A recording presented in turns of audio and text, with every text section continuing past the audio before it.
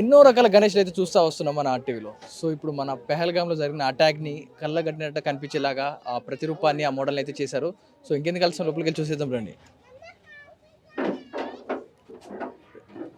Right, మనకు ఎంట్రన్స్లోనే visuals చూసుకుంటే పార్వతీ పరమేశ్వరుడు అయితే దర్శనం ఇస్తూ ఉన్నారు.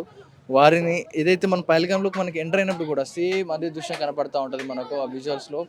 ఆ పరమేశ్వరుని కనపడతా ఉంటారు. వారు దర్శించుకొని బయటికి వచ్చాక ఏదైతే విఘ్నేశ్వరుడు శివుడు కూడా మనకు దర్శనం ఇస్తూ ఉంటారు.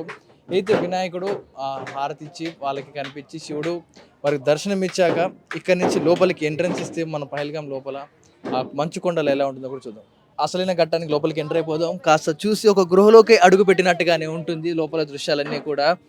ఒక్కసారిగా మనం లోపలికి అడుగు పెడితే కంప్లీట్గా హిమాలయ కొండల్లోకి వచ్చిన ఫీల్ అయితే మనకు కలుగుతూ ఉంటుంది. ఒక నది లోపల వాటర్లో ఆ శివలింగాన్ని దర్శించుకుంటూ నంది ఉన్నట్టు కనపడుతూ ఉంటుంది. చుట్టూ కూడా మనం పహల్గాంలో అంటే పహల్గాం అంటే గుర్తొచ్చేది అంటే ఆ మంచు కొండలు, హిమాలయాలు, చుట్టూ కూడా పక్షులు.